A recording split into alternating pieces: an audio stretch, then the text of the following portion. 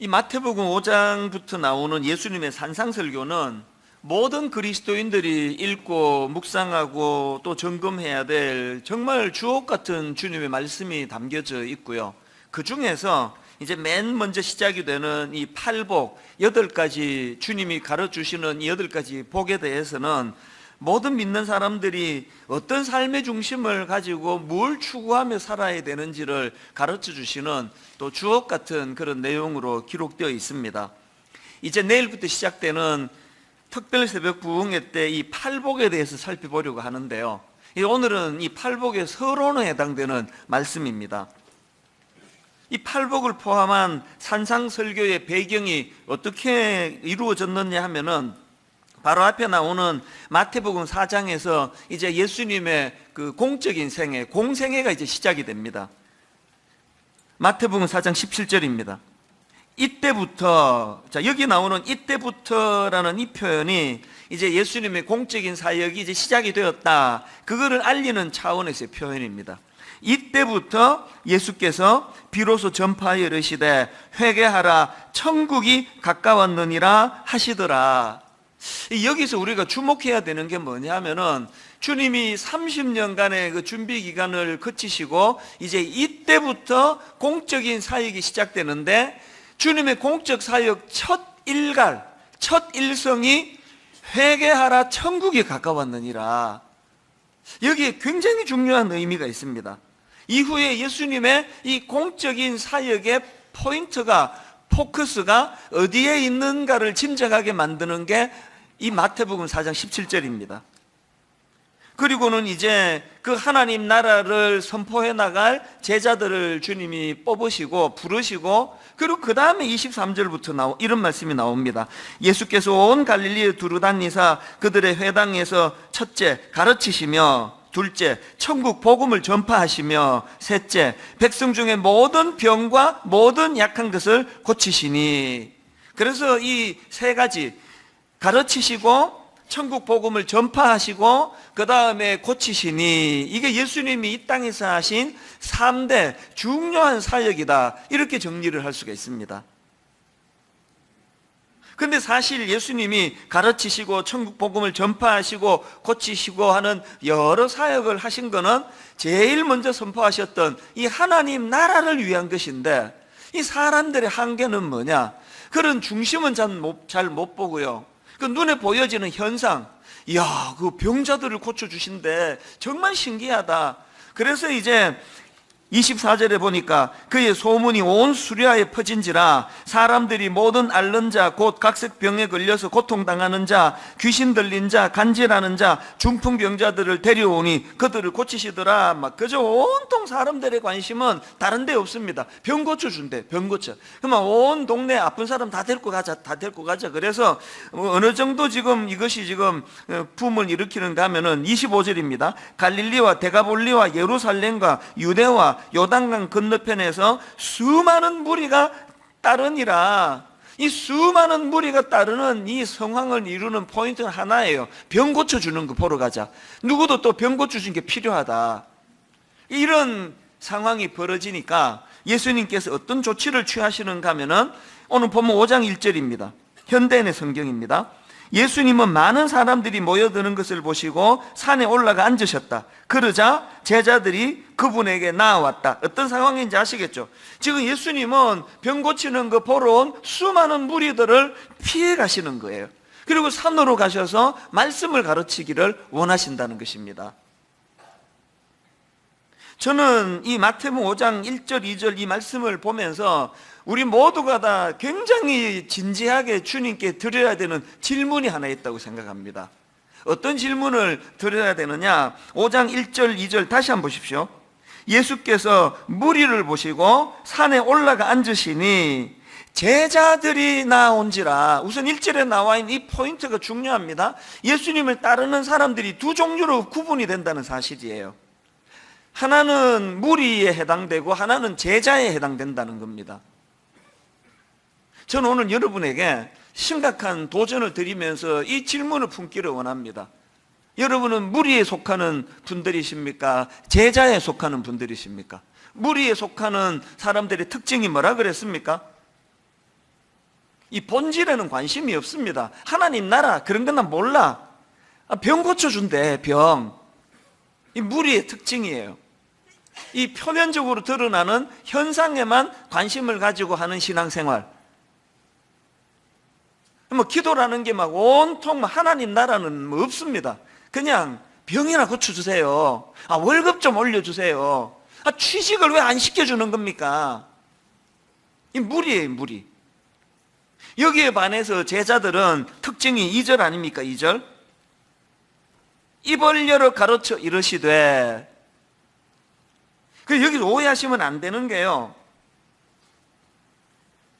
이 병 고쳐주시는 주님의 사역에 관심을 가지는 것 자체가 잘못된 게 아닙니다. 저도 너무나 요즘에 환자들이 급증하는 이런 시대에 목사로 살아가다 보니까 하나님께 종종 구합니다. 아버지, 저에게 병 고치는 은사 좀 주세요. 너무너무 마음이 아픈데 하나님, 제가 머리에 손을 얹고 기도하면 병이 떠나가는 이 놀라운 은혜를 저에게도 좀 주시기 원합니다. 저도 그렇게 기도합니다. 병 고쳐주시는 주님의 사역에 관심을 갖는 게 잘못된 게 아니고, 이 무리가 가진 문제가 뭐라 그랬습니까? 그것만 관심을 갖는 게 잘못됐다는 거예요. 우리의 필요를 따라 뭐든지 구할 수 있습니다. 그러나 뭐가 더 중요하고 뭐가 덜 중요한지는 좀 구분하면서 예수 믿자는 거예요. 그리고 또 우리는 내버려두면 이렇게 이 비본질적인 것에만 관심을 쓰기 때문에 어떻게 해야 돼요? 말씀을 들으러 산에까지 가야 되는 거예요. 여러분 스스로가 듣고 보니까 나는 좀 무리에 가까운 것 같네, 그런 생각이 드시면 이제 여러분 2절로 옮겨가셔야 돼요. 주님의 말씀에 관심을 가지시고 입을 열어 가르쳐 이르시되. 이게 이제 내일부터 살펴보게 될 팔복과 산상수훈이 나오게 된 배경이라는 사실입니다. 그래서 저는 이런 맥락에서 이제 내일부터 한 말씀 한 말씀을 우리가 주님의 말씀 앞에 이제 반응하고 귀를 기울이면서 이 하나님 나라의 백성들이 어떤 삶의 태도를 갖고 살아야 되는가를 이제 점검해 봐야 되는데요. 그런데 제가 이 팔복을 쭉 묵상하고 공부하다가 참 눈이 가는 구절 하나를 발견했는데요, 바로 5장 13절입니다. 너희는 세상의 소금이니 소금이 만일 그 맛을 잃으면 무엇으로 짜게 하리요? 후에는 아무 쓸데없어 다만 밖에 버려져 사람에게 밟힐 뿐이니라. 이 13절 말씀은요, 바로 앞에 그 3절부터 12절까지가 팔복이에요. 팔복. 주님이 팔복을 선포하시고 바로 주시는 말씀이 13절입니다. 뭘로 의미하겠습니까? 하나님 나라와 그 하나님 나라에 대한 그 원리에는 관심이 없고 그저 병이나 고치는 것, 떡이나 얻어먹고 오병이의 기적이나 관심을 가지는 삶을 살다 보면 니들이 맛 잃은 소금이 될 위험이 있다, 그 말씀을 주시는 거 아닙니까? 이 말씀이 왜 저에게 관심이 갔을까요? 오늘 수많은 사람들이 교회를 보고 맛 잃은 소금이라 그러고 있으니까, 오늘 수많은 예수 안 믿는 사람들이 예수 믿는 크리스찬들을 향하여 이거 맛 잃은 소금이다, 이거 세상에 사람들에게 발표해야 된다, 이런 조롱을 당하는 시대니까요. 그래서 우리가 지금 정말 오늘 한국교회가 이 맛 잃은 소금처럼 사람들에게 밟히고 있다는 인식이 드신다면 어떻게 해야 됩니까? 바로 앞에서 대안으로 주신 주님의 팔복, 그리고 이후에 열거되는 이 산상 설교에 관심을 가져야 되는, 이게 대안이라는 사실입니다. 최근에도요, 어떤 청년이 참 그 가슴 아픈 이메일을 한 통 제게 보내왔는데, 이 청년이 누군가 하면은 제가 몇 달 전에 그 설교하면서 이 청년의 그 메일 내용을 읽어준 적이 있습니다. 들어보시면 아마 기억이 나실 텐데요, 이런 내용으로 제게 메일을 보낸 적이 있습니다.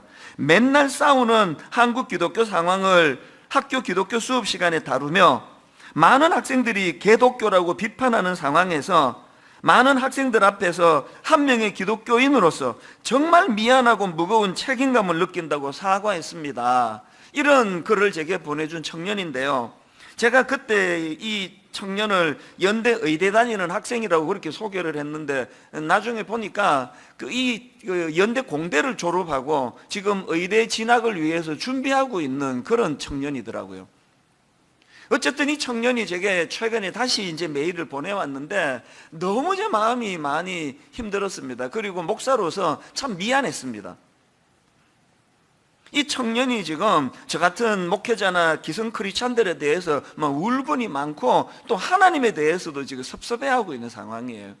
그 어떤 내용인가를 한번 들어보세요.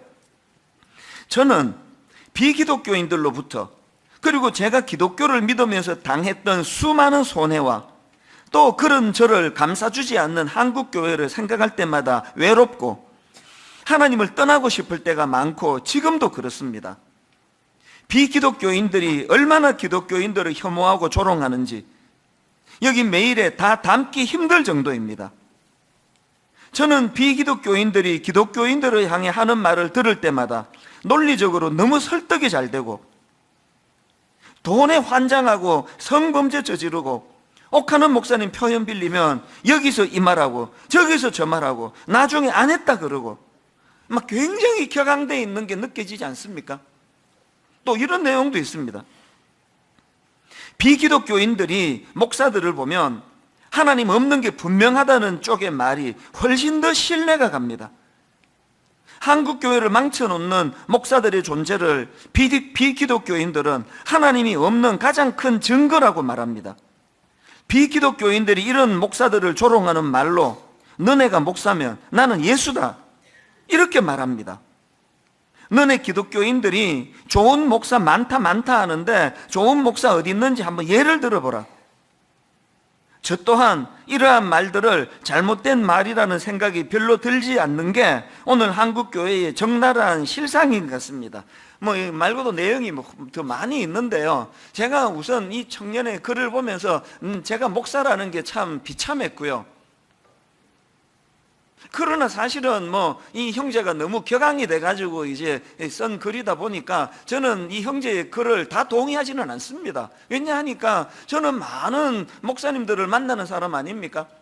지방에 가보고 서울에 가보고 또 이번에 여름에 미국에 집회를 다니면서 보니까요, 너무나 신실한 목사님들이 이름이 안 알려져서 그렇지 너무너무 열악한 환경 속에서 눈물로 교회를 지키고, 그리고 또 수많은 사모님들, 교회가 너무 여건이 안 돼서 눈물로 사모님이 직장 생활을 해가면서도 참 남편을 뒷바라지하는 많은 귀한 사모님들을 제가 만나보고 있거든요.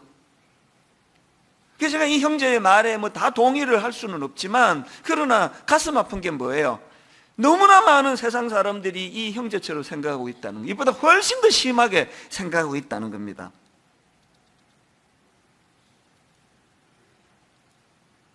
제가 이런 내용의 글들을 읽을 때마다 내가 만났던 너무나 신실한 어느 지방의 또 미국의 어느 교회의 권사님 얼굴이 떠올라지고요.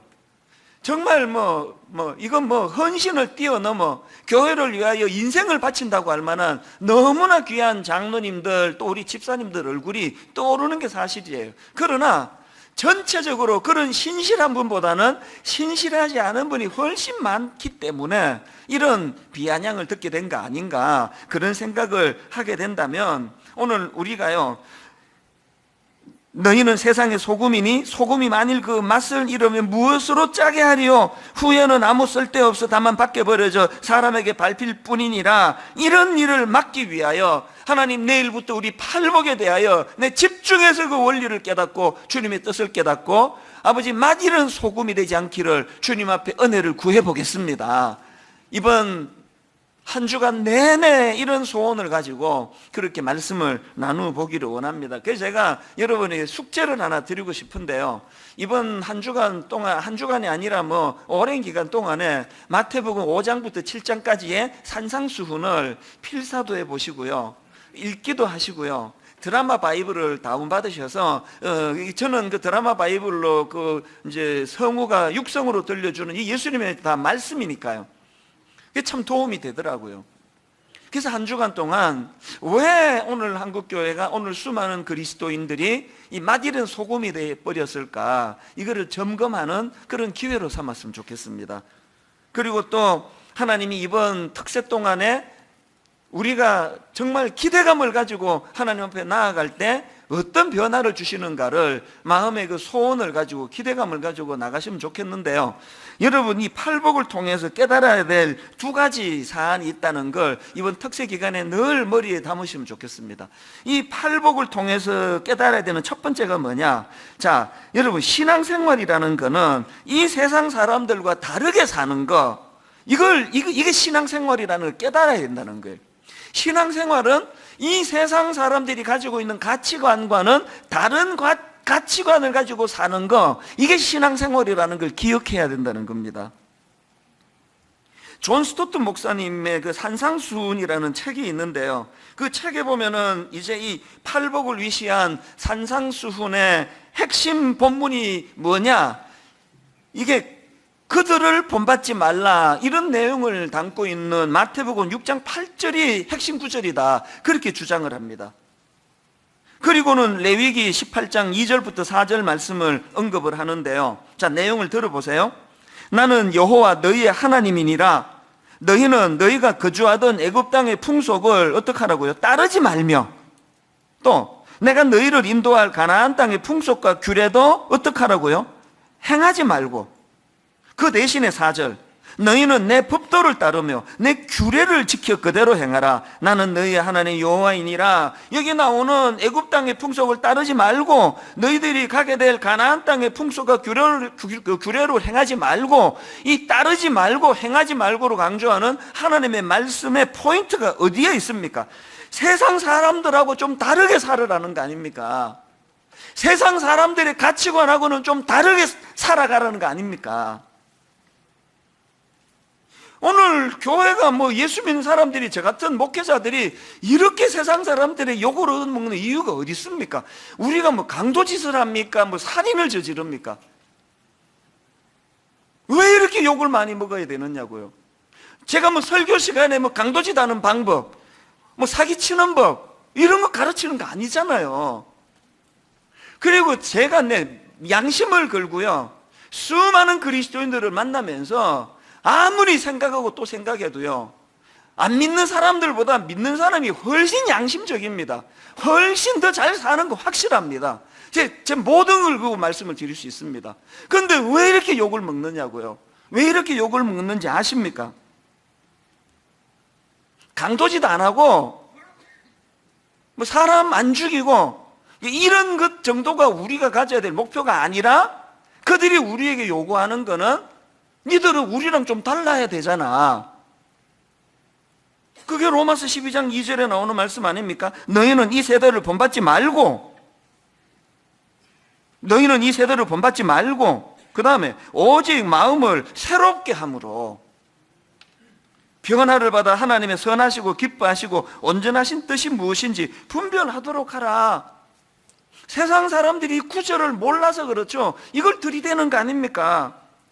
이 세상을 본받지 말라 그러는데 어떻게 믿는 것들이 더하냐고. 어떻게 그들이 우리를 향한 비난의 핵심은 이거예요. 여러분, 이렇게 생각하시면 이해하기가 쉽습니다. 여러분들이 그 목사님을 비난할 때 뭘 갖고 비난합니까? 그냥 성추행하고 공공행령하고 이런 걸로 TV에 나오는 목사들은 몇 명이나 되겠냐고요. 대부분의 경우 저 같은 목회자들이 비난을 받아야 된다면 여러분들이 하는 메시지가 이거 아닙니까? 목사님은 목사님인데 왜 우리랑 똑같으냐고. 그거 아닙니까? 우리는 세속에 물들어서 벤츠도 타고 싶고 캐딜락도 타고 싶고 실제로 벤츠도 몰고 다니지만 목사님은 그러면 안 되는 거 아닙니까? 그거 아닙니까? 제가 지금 벤츠를 타고 다니는 걸 오늘 광고를 했다 그러면 다음 주부터 3분의 1이 교회를 빠져나갈 거예요. 저 타락한 목사한테는 나 이제 더 이상 설교 못 듣는다. 그렇게 하고 그 목사가 벤츠를 타? 그러면서 여러분이 저를 비난할 거 아닙니까? 아니면 사고 그 아닌 것 같은 표정을 짓고 계시면 어떡합니까? 다행히 살 돈도 없기는 한데, 여러분이 목사에게 요구하는 거는 우리랑 같으면 안 되십니다. 목사님은 목사님이시니까요. 이게 세상 사람들이 여러분에게 하는 똑같은 메시지예요. 네가 예수 믿는다면서 어떻게 우리랑 똑같이 탐욕적이고 어떻게 우리보다 더하냐? 우리가 사람을 그냥 강도질 해가지고 하나님 앞에 죄가 아니라 세상 사람들과 같이 살아가는 그게 죄라는 걸 깨달아야 된다는 거예요. 저는요, 방금 읽어드렸던 마태복음 5장 13절에 너희는 세상의 소금이니 소금이 만일 그 맛을 잃으면 무엇으로 짜게 하리요? 후에는 아무 쓸데없어 나만 밖에 버려져 사람에게 밟힐 뿐이니라. 이 말씀에 너무나 내가 은혜를 받아요. 하나님은 우리를요, 그저 그렇고 그런 사람으로 취급하지 않으세요. 썩어가는 세상을 정화하는 소금으로 우리를 인식하세요. 하나님은 저와 여러분을 그저 그냥 밥이나 먹고 사는 그런 존재로 자리매김하지 않으시고 이 악한 세상에 영향력을 행사하는 이런 사명이 있기 때문에 그래서 우리는 세상과 다르게 사는 거예요. 제가 만약에 이거 목사 돼가지고 벤츠도 못하고 캐딜락도 못하고 이게 뭐야 이러면은 목사 때리쳐야 돼요. 그게 무슨 목사입니까? 이만큼 저를 도덕적으로 그렇게 높이 쳐주기 때문에 저를 그렇게 바라보시는 것에 대한 긍지를 가지고, 그런데 눈도 주지 않으면서 나는 성도들과는 다른, 세상 사람들과는 확연히 다른 그런 가치관을 가지고 살아야 되겠다, 그러면서 살아가는 그게 그리스도인이라는 말씀입니다. 그런가 하면은 두 번째로 이 팔복을 통해서 깨달아야 되는 게 하나 더 있는데, 그게 뭐냐 하니까, 여러분이 신앙생활이라는 것은요, 그 다른 삶, 이걸 추구해야 되는데 그 다른 삶이 주는 행복이 뭔지를 맛보고 사는 게 신앙생활이라는 거, 이걸 깨달아야 돼요. 팔복에서 지금 계속 강조되는 게 복이 있나니 복이 있나니 복이 있나니, 이 마태복음 5장 3절에 심령이 가난한 자는 복이 있나니, 또 4절에 애통하는 자는 복이 있나니, 5절에 온유한 자는 복이 있나니, 이게 우리말의 뉘앙스로는 이게 자꾸 조건처럼 들리잖아요. 뭘 하면 복을 주시겠다, 이런 식으로 이걸 자꾸 조건으로 듣기가 쉬운데, 이건 조건이 아니고요, 상태예요, 상태. 그래서 이 팔복을 원어에 가깝게 제가 좀 더 직역을 해서 화면에 한번 띄워봤는데, 자 보십시오. 이 3절이 이렇게 되어 있습니다.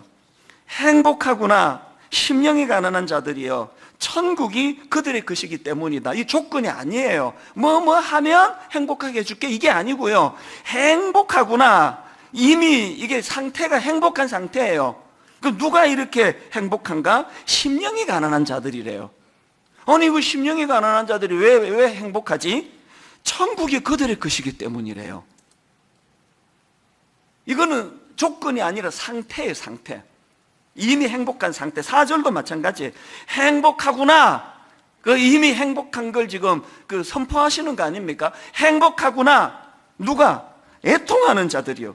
아니, 슬프 우는 자들이 왜 행복합니까? 그들이 위로를 받을 수 있기 때문이다. 이 구조가 다 그런 거예요. 또 5절에도 행복하구나 온유한 자들이요. 왜 그들이 행복합니까? 그들이 땅을 기업으로 받을 것이기 때문이다. 이 상태예요, 상태. 조건이 아닙니다. 그리고 또 흥미로운 건요, 시제예요, 시제. 첫 번째 복부터 8번째 복 가운데 두 번째 복과 7번째 복, 그러니까 2, 3, 4, 5, 6, 7번째 복이 전부가 다 미래 시제인데요, 딱 첫 번째 복과 마지막 8째 복이 이게 현재 시제예요. 그러니까 이 3절에 나와 있는 심령이 가난한 자는 복이 있나니, 10절에 나와 있는 의를 위하여 박해를 받는 자는 복이 있나니, 여기에 첫 번째 공통점이 이게 현재 시제라는 거고요, 두 번째 공통점이 둘 다 천국이에요. 자, 한번 3절을 보세요. 심령이 가난한 자는 복이 있나니 천국이 그들의 것이며, 또 10절 의를 위하여 박해를 받은 자는 복이 있나니 천국이 그들의 것임이라. 여기에 지금 똑같이 둘 다 천국이 그들의 것임이기 때문에 행복하구나, 이게 지금 이 천국의 현재성을 강조하는 이 표현 속에 막 여러 가지 의미를 담고 있지만, 그 중에서 제가 발견하는 강력한 의미가 뭐냐, 여러분, 신앙생활이라는 거는요, 내가 주님 말씀대로 살면 이 세상 가치관을 따라 살지 아니하고 하나님이 원하시는 하나님 나라의 백성으로서의 가치관을 가지고 살아가면 그 보상으로 죽어서 천국 가는 티켓을 받는 게 신앙이 아니고 천국의 현재성이라니까요. 돈, 권력, 인기 이렇게 하면서 살아가는 그 사람들이 절대로 맛보지 못하는 행복하구나, 온유한 자들이요, 이걸 이 땅에서 누리게 된다는 거예요. 우리가 정말 잘못하는 게 뭐냐? 강도짓도 나쁜 거지만 이 하나님 나라의 가치를 가지고, 가치관을 가지고 세상의 기준이 아닌 물질, 명예, 권력 이런 걸 추구하는 것이 아닌 하나님 나라 백성으로서 주님이 가르쳐주시는 삶의 가치를 가지고 살면 이 땅에서 이것이 얼마나 행복하냐라는 것을 누리며 살지 못하는, 이게 죄예요. 이게 왜 젊은 애들이, 여러분 아들이 왜 교회 떠납니까? 왜? 앞만 봐도 예수 믿는 우리 아빠가 행복해 보이지 않는 거 아닙니까? 예수 믿어서 막 너무너무 우리 아빠가, 우리 엄마가 너무너무 행복해. 부부싸움도 안 하고 싸우려다가도 또 막 웃으면서 끝내가지고 물어요.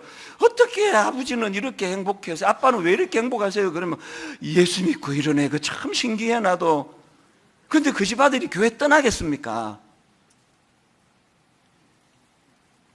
지금 우리 집 아들도 지금 신앙에 지금 회의가 많아서 근데 지금 죄책감을 많이 느끼고 있습니다. 로마서 14장 17절에 보니까요, 하나님의 나라는 먹는 것과 마시는 것이 아니요 오직 성령 안에 있는 의와 평강과 희락이라. 권력을 추구하고 물질을 추구하고 실제로 그것을 누리는 사람들을 보니까 평화가 안 보이는 거예요. 거기에 희락, 기쁨이 없어요. 근데 오죽하면 우리 강아지 이름은 희락이라고 지었게. 희락이, 예수 믿는 사람이 추구해야 되는 그 희락. 아침마다 희락아 이리 와 그러면서 강아지를 부르면서 하나님 주시는 희락이 내게 넘치기를 바라는 마음이 있는 거 아닙니까? 안 웃으시니까 여러분, 이 두 가지 기억하셔야 됩니다. 우리는 돈이나 권력이나 인기를 추구하는 그런 삶을 사는 존재가 아니에요. 그보다 훨씬 더 고차원적인, 이 썩어가는 이 세상에 소금과 같은 역할로 우리는 사명을 가지고 살아가는 자들이고요. 그런가 하면은 우리는 그것으로 기뻐하는 자들이어야 돼. 한편으로는 몸을 땅에 딛고 살다 보니 뭐 아프고 힘들고 눈물 날 일이 많은 건 사실이에요. 그러나 또 다른 한편으로 하나님 주시는 그 희락과 평강과 의, 이런 것을 우리가 누리며 살아야 된다는 겁니다. 그런가 하면은 이 팔복과 관련해서 한 가지 포인트, 중요한 한 가지 포인트를 더 아셔야 되는데요, 여러분이 산상설교와 팔복의 항목들을 지켜나가기 위해서 내가 힘써서 얻어내는 게 아니에요. 맞아요, 기독교 윤리, 이제 내일부터 내가 이제 진짜 내가 한번 애써봐야 되겠다, 이거 아니에요.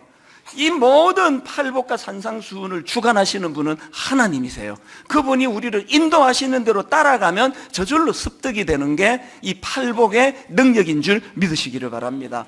예를 하나 들어볼게요. 이번에 제가 미국에 3주 동안 5개 지역을 순회하면서 집회를 가졌지 않습니까? 특별한 은혜를 많이 주셨어요. 그래서 막 가는 곳마다 하나님이 은혜를 많이 주셨는데요, 그래서 하나님이 하셨는데 칭찬도 제가 많이 들었습니다. 목사님, 이 지역에서 수십 년 동안에 이렇게 많이 모인 경우는 처음입니다. 막 이런 많은 일들이 있었거든요. 그래서 저녁에 목사님 은혜 받았습니다, 수고하셨습니다, 칭찬을 많이 듣고 기분 좋게 이제 숙소에 가가지고 잠자리에 들었는데요, 길게도 잠을 못 자게 해요. 짧게 잠을 자고 새벽에 일어나면은 하나님이 저를 어떻게 다루시느냐 이해가 안 돼요. 그렇게 기분 좋게 그렇게 이번에 은혜가 넘쳤다고 그런 칭찬을 듣고 잠자리에 들어갔는데, 아침에 제가 새벽에 일어나면은 마음이 너무 우울해지는 거예요. 마음이 너무너무 초라해지는 거예요. 나 왜 이렇게 초라한가? 열등감이 밀려오는 거예요. 이게 3주 내내 그런 일이 일어났어요. 이해가 안 되는 거예요. 이번 집회가 대성황리에 지금 진행이 된다 그러는데, 어제 저녁에 기분 좋게 잠자리에 들었는데 왜 아침에 새벽에 눈이 떠지면 내가 이렇게 초라한지 너무너무 초라해지는 거예요. 그래서 우울해가지고요, 오전 내내 문 밖을 안 나간 적이 태반이에요. 식사하자 그러는 것도 사양한 적도 있습니다. 너무 이상한 거 이게. 내가 왜 이렇게 내 자신이 이렇게 초라한가, 이걸 좀 분석을 해봤더니 두 가지 때문에 제가 초라하더라고요. 하나는 뭐냐, 이 지식의 부족 때문에. 제가 너무 몰라요. 평생을 내가 신학 공부하고 설교하고 내 하나님 말씀 공부하며 살았다고 하는데 어떻게 내가 이 영적으로 지식이 이렇게 모자라는지, 내 하나님에 대해서 시간이 갈수록 잘 모르겠습니다. 영적으로 제가 무지한 게 너무나 저를 초라하게 만드는 거예요. 예전에도 종종 가수 송창식 씨가 불렀던 가나다라는 그 노래가 저를 계속 맴돌게 하는 일을 경험했는데, 이번에도 미국에서 많이 경험했습니다. 우리 여기 젊은 청년들 가나다라는 노래 모르면 꼭 그 가사 다 외우셔야 돼. 이게 너무 중요한 메시지예요, 이게.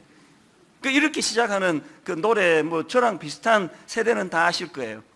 가나다라 마바사 자차카타파 헤헤 으헤 으헤 으흐. 저는요, 으헤 으헤 으흐가 탄식처럼 들리는 거예요. 왜 이게 탄식처럼 그 다음 가사를 보세요. 하고 싶은 말들은 너무너무 많은데 이내 노래는 너무너무 짧고. 그 다음 가사 보세요. 하늘천 따지 거물현 누를황. 알고 싶은 진리는 너무너무 많은데 이내 머리가 너무너무 작고. 이 딱 내 심정이에요. 알고 싶은 진리는 너무너무 많은데 이내 머리는 너무 작고. 1, 2, 3, 4, 5, 6, 7, 8, 9하고 10이요. 하고 싶은 일들은 너무너무 많은데 이내 두 팔이 모자라고. 지난주에 3주 내내 내 마음의 열등감이, 내 마음의 초라함이, 하나님에 대한 이 신비로운 지식, 알고 싶은 지식이 너무너무 많은데 난 왜 이렇게 머리가 이렇게 작아? 이게 이렇게 내가 지식이 약한가? 하고 싶은 일들, 해야 되는 일들이 너무나 많은 시대에 목사로 부름을 받았는데 이내 팔은 너무 짧고. 그런가 하면 두 번째로 제가 그렇게 제 자신이 초라했던 건요, 존재의 자금. 저는 우리 부목사님들한테 막 아주 불같이 제가 소리를 지를 때가 있는데요. 하나님이 당신을 장교로 불렀는데 어떻게 그렇게 이등병 정신으로 사느냐고, 사람 눈치나 보고 사느냐고. 하나님은 우리가 최후의 보루라. 이병등 정신으로 살면 안 된다고. 존재가 목회하는 거라고. 말로 목회하는 거 아니라고. 제가 그렇게 막 소리를 지를 때가 있는데 그건 저에 대한 책망이에요. 존재가 목회를 해야 되는데 입만 살아가지고 너무 제 자신의 초라함이 이번에 여름에 막 너무 저를 괴롭히는 거예요. 그런 3주를 보내고요, 한국으로 돌아와가지고 로이드 존스 목사님의 책을 읽는데 전율이 느껴지는 겁니다. 그 로이드 존스 목사님 책에요, 이 8복 중에 첫 번째 복이에요. 8번 중에 첫 번째 복, 심령이 가난한 자는 복이 있나니 천국이 그들의 것이며, 이 항목을 설명하는데 제가 이걸 옮겨 적어갖고 지금 들고 다닙니다. 뭐라고 설명하는지 아십니까? 심령이 가난해진다는 것은 속을 비우는 것을 의미하며 나머지 복은 가득 채우는 것을 의미하는데, 우리가 먼저 비워지지 않으면 채워질 수 없다. 그래서 하나님께서 우리에게 복을 가르치시는데 먼저 나를 비우는 거라는 게, 심령이 가난한 건 자기를 비우는 거래요. 그리고 두 번째부터 7, 8째 복이 다 채우는 거래요. 왜 제가 전율이 느꼈을까요? 이번 가을에 8복을 가지고 하나님이 은혜를 주시기로 그렇게 결정하셨는데, 말씀을 전하는 저에게 먼저 비워내는 작업을 하신 거예요. 이유도 없이. 눈으로만 보고 판단하는 세상 사람들은 이번에 집회가 성공이다, 막 20년 만에 처음 있는 현상이다, 막 어떤 데는 자리가 없어가지고 막 돌아간 사람이 몇 명이나 된다, 막 눈으로 보기에 너무나 북적북적거리는 현상을 보여주시고, 새벽만 되면은 이유 없이 내가 초라해지는, 존재가 초라해지는 그 과정이 하나님이 저에게 신령한 복으로 채워주시기 위하여 비우시는 작업이었더라는 거예요. 전율이 느껴지지 않겠습니까? 저는 저의 약함을 오픈하는 거 부끄러워하지 않습니다. 왜? 병은 소문내라 그랬어요. 내 약함을 자꾸 떠들고 다녀 이걸 비워내야 거기에 신령한 것으로 채워줍니다. 아무것도 아닌 그 쓰레기 같은 거 채워놓고는 그것 때문에 교만이 머리 끝까지 올라가가지고 어떤 은혜도 받지 못하는 분들이 계시다면 내일 새벽에 다 비워내는 작업이 있기를 바랍니다. 그 별것 아닌 그것 가지고 막 우쭐하고 살아가는데 네 그거 다 비워야 신령한 하나님 나라의 복으로 채워진다. 제가 앞에서 이 팔복과 관련해서 중요한 한 가지 포인트 아셔야 된다는 게 바로 이 이야기예요. 내가 하는 거 아닙니다. 막 힘주고 막 내일부터 한번 내가 막 도덕적으로 살아봐야지. 그게 다 실패예요. 여러분, 우리가 마음을 비워내면서 내가 뭘 몰라서 난 내가 좋은 사람, 나 대단한 목사인 줄 알았는데 하나님 말씀 앞에 초라하기 짝이 없는 내 자신을 발견하고 하나님 저를 불쌍히 여겨주시기를 원합니다. 가련한 인간입니다. 가련한 인생입니다. 은혜 아니고는 너무나 초라할 수밖에 없는 인생입니다. 주님 나를 불쌍히 여겨주시기를 원합니다. 다 비워주시는 그 주님, 2달, 3달 전에 앞서서 저를 다루어 주시는 이 신비로운 길로 인도하시는 그 주님, 조목조목 증거를 들이대시기 때문에 내 약함을 부인할 수 없도록 만드시는, 완전히 나를 그렇게 수치스럽게 비참하게 만드시는 열등감을 몰고 가시는 것은 주님이 저를 조롱하기 위해서가 아니에요. 채워주시기 위해, 채워주시기. 여러분, 이 기대감을 가지고 내일 첫날부터 다 비워내고 그리고 거기에 채워주실 신령한 은혜를 사모하는 그런 새벽 부흥이 되기를 주님 이름으로 축원합니다. 여러분, 오늘 말씀을 기억하시면서 이번 한 주 내내 이 원리를 마음에 담으시면서 우리 이 찬양을 드리면 좋겠습니다. 예수는 내 힘이요 나의 기쁨, 내 참 소망. 자꾸 내 자아가 나와가지고 내 자아가 내 힘이요, 내 도덕성이 내 힘이요, 내 능력이 내 힘이요, 이거 다 비워내고 구하지도 않았는데 철저하게 저를 다루시고 비워내시고 초라하게 만드시고 누구 앞에서도 우쭐대지 못하도록 입을 닫게 하시고 거기에 이제 채워나가실 가장 강력한 힘은 예수는 내 힘이요, 예수는 내 힘이요. 우리 가사를 생각하시면서 우리의 초라함이 크면 클수록 더 힘있게 이 찬양을 주님께 불러드리면 좋을 것 같습니다. 찬양하시겠습니다.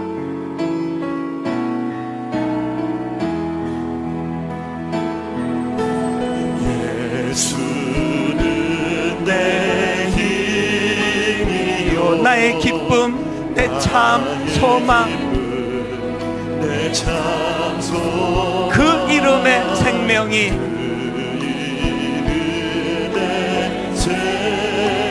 내 삶의 이유라. 우리 다시 한번 은혜를 갈망하며 예수는 내 힘이요,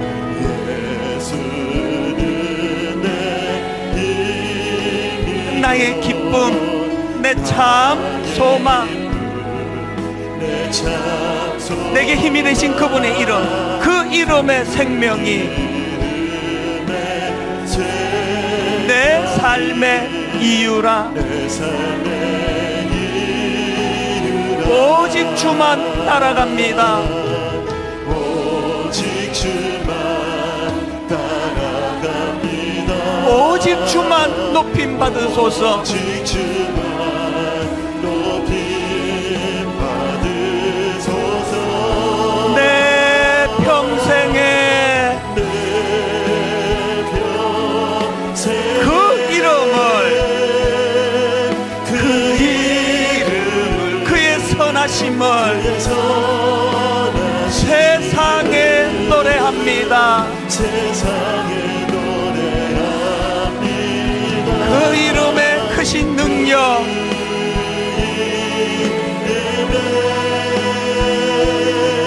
크신 능력, 영원한 생명이 내 삶의 이유라. 내가 사나 죽거나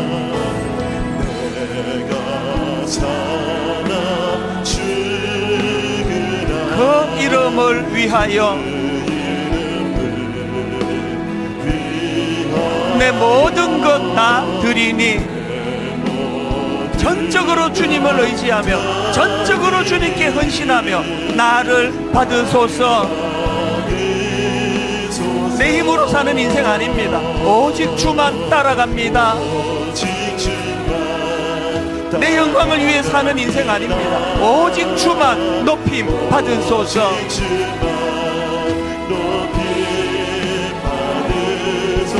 다시 한번 결단하며 선포합니다. 내 평생에 그 이름을, 그의 선하심을 세상에 노래합니다. 그 이름의 크신 능력,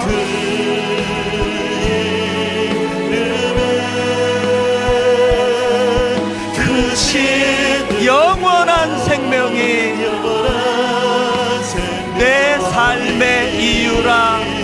내 삶의 세상 흔들리고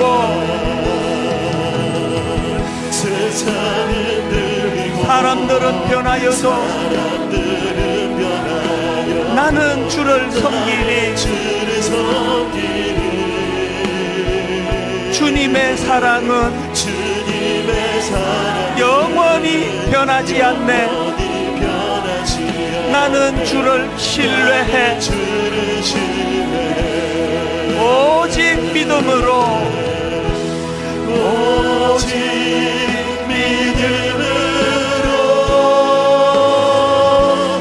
믿음으로 내가 살리라. 오직 믿음으로, 오직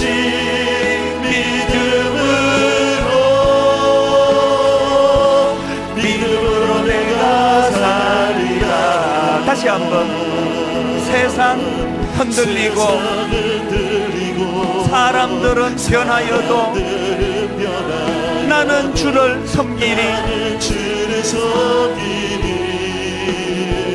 주님의 사랑은 영원히 변하지 않네. 나는 주를 신뢰해. 우리 다 자리에서 일어나셔서 다시 한번 선포합니다. 세상 흔들리고 사람들은 변하여도 나는 주를 섬기니. 주님의 사랑은 영원히 변하지 않네. 나는 주를 신뢰해. 오직 믿음으로,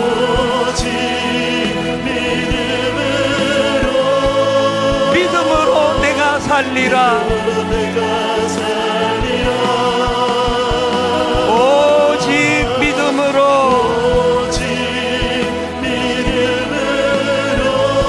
믿음으로 내가 살리라. 하나님 앞에 기도할 때 아버지, 내가 무리에 속했던 것 같습니다. 제자가 되기 원합니다. 하나님, 저는 맛있는 소금 되기 싫습니다. 아버지, 약한 세상에 영향력을 미치는 소금 되기를 원합니다.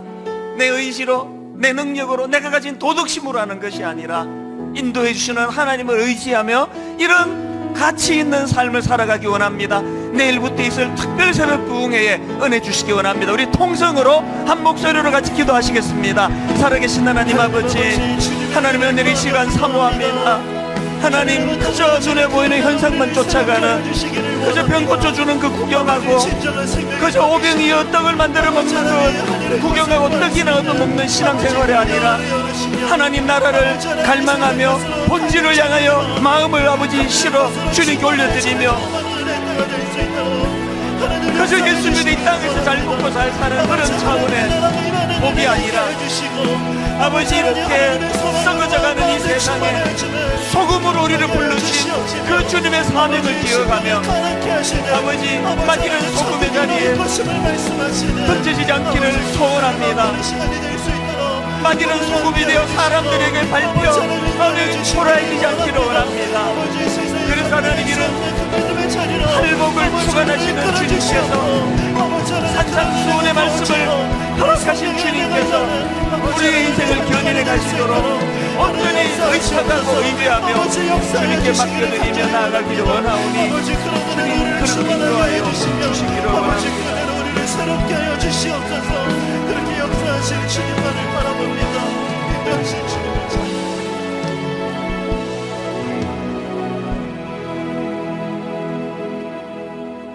너희는 세상의 소금이니 소금이 만일 그 맛을 잃으면 무엇으로 짜게 하리요? 후에는 아무 쓸데없어 다만 밖에 버려져 사람에게 밟힐 뿐이니라. 이 엄청난 사명을 주실 때는 우리를 그렇게 존귀한 존재로 보셨기 때문인 것을 믿고 감사를 드립니다. 초라해지지 않도록 도와주시며 비굴해지지 않도록 은혜 주시며 누구 앞에서라도 하나님의 이 소금의 역할을 감당해내는 믿음의 주님의 자녀들로 저희들을 인도하여 주시옵소서.